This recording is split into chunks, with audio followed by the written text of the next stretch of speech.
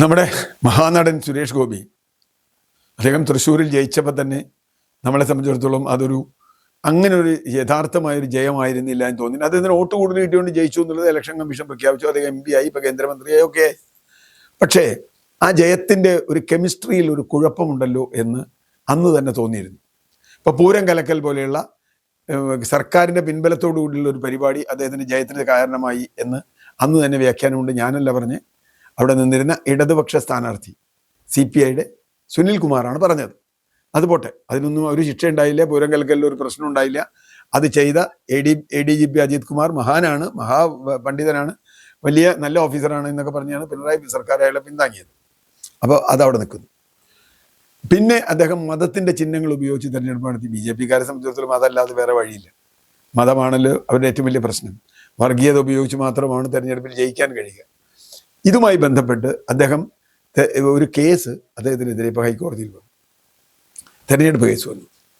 സാധാരണ തെരഞ്ഞെടുപ്പ് കേസ് വന്നു കഴിഞ്ഞാൽ പ്രാഥമികമായി അതിൽ കാര്യങ്ങളില്ലെങ്കിൽ തള്ളുകയാണ് ചെയ്യുക. ഒരുമാതിരി തെരഞ്ഞെടുപ്പ് കേസുകളൊക്കെ ഹൈക്കോടതി തന്നെ ആദ്യം തന്നെ തള്ളും. കാരണം വളരെ ഫ്ലിംസി റീസൺസ് ആയിരിക്കും, വളരെ കാര്യമില്ല, കനം കുറഞ്ഞ റീസൺസ് ആയിരിക്കും. പക്ഷെ ഇവിടെ ആ ഉന്നയിക്കുന്ന ആരോപണങ്ങളിൽ കഴമ്പുണ്ട് എന്നും പ്രഥമ ദൃഷ്ട്യാ കേസ് നിലനിൽക്കുന്നതാണ് എന്നുമാണ് ഹൈക്കോടതിയുടെ നിരീക്ഷണം. ഇത് വളരെ ഗൗരവതരമായൊരു കാര്യമാണ്.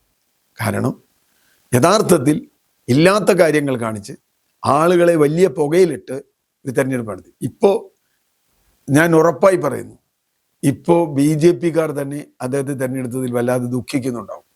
അദ്ദേഹം BJP ആണോ എന്ന് വെച്ചാണ്, അല്ലെങ്കിൽ അല്ല, അങ്ങനെയുള്ള ഒരു തരം പെരുമാറ്റമാണ്. ലോക്കൽ BJPക്കാർക്ക് വലിയ അസ്വസ്ഥതയുണ്ട് ഇദ്ദേഹത്തെ. ഇപ്പോൾ പത്മജ ഇദ്ദേഹത്തെ കൊണ്ട് തെരഞ്ഞെടുപ്പ് പ്രചരണത്തിന് പോകുന്നതിനെ എതിർത്ത BJP നേതാക്കന്മാരുണ്ട്, ഇയാളുടെ കൂടെ പോകണ്ടെന്ന് പറഞ്ഞവരുണ്ട്. അത് ഒരു കാര്യം. രണ്ടാമത്തെ കാര്യം, കഴിഞ്ഞ തദ്ദേശ ഭരണ തെരഞ്ഞെടുപ്പിൽ നമ്മൾ അതിൻ്റെ ചിത്രം കണ്ടു. തദ്ദേശ ഭരണ തെരഞ്ഞെടുപ്പിൽ തൃശ്ശൂർ നഗരസഭ വലിയ ഭൂരിപക്ഷത്തോടെ UDF തിരിച്ചു പിടിച്ചു. BJP വളരെ മോശപ്പെട്ട ഒരവസ്ഥയിലേക്ക് ഉണ്ടായി.